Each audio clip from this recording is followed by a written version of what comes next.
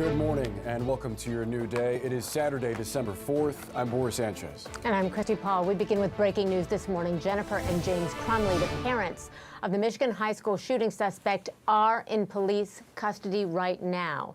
This was after the pair evaded authorities for hours after they were charged with involuntary manslaughter yesterday. Police say they were found early this morning inside a building in Detroit, not far from where their vehicle was found. Listen to this.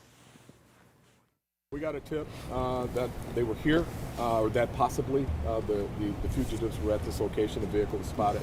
Our officers responded in a matter of minutes. When they got here, they set up a perimeter, did surveillance.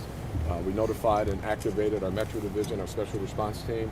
They came out and they were able to take the fugitives into custody. Now, attorneys representing the couple say they fled the area because they, quote, feared for their safety. This is following Tuesday's shooting where 4 students were killed and 7 others were injured. And we should note, this is rare. The parents of school shooters rarely face charges, but here's the prosecutor in the case explaining why they've been filed. I couldn't even imagine not holding those 2 people responsible. They bought a weapon for their son and had every reason to believe, at least the day before and certainly the morning of, that he was very likely going to commit a violent act. And they did nothing. They did nothing. They allowed him to go back to class and walked out of that building and never once thought or cared enough to say to a school official or anyone else, our son has a gun. Let's go out live to CNN's Shimon Prokupez. He's in Pontiac, Michigan this morning. He stayed up almost the entire night following this saga.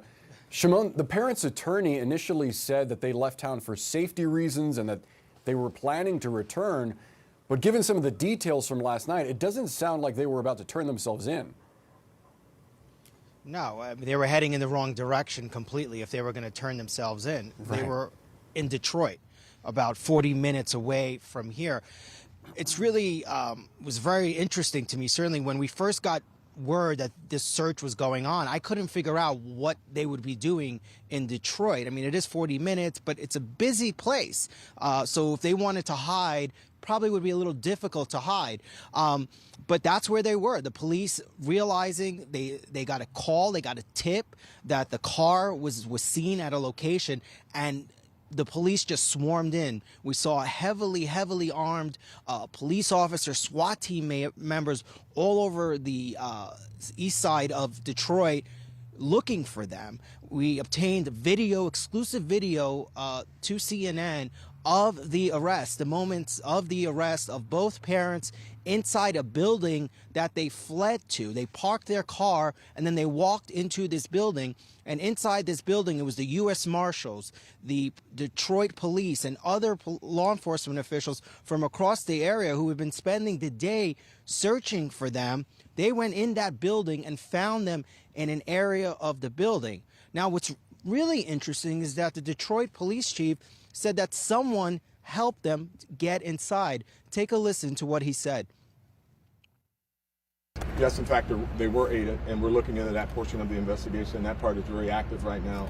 Our Metro Division has information that they're sharing with the U.S. Marshals, and they'll be sharing with the Oakland County Sheriff's Department. When you say aided, did someone let them in? So they didn't break in? They did not break in. So someone let them into this building? Yes. And so whoever that person was that let them in, the police say that they are now potentially facing charges as well.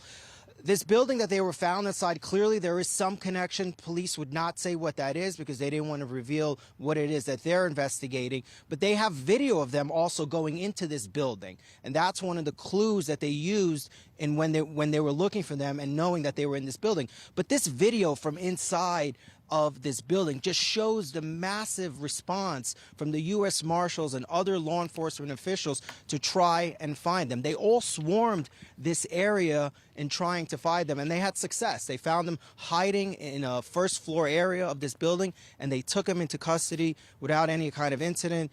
The police chief talked about how they sort of seemed distressed when they took them into custody. They're both now housed in the same jail, being held in the same jail as their son.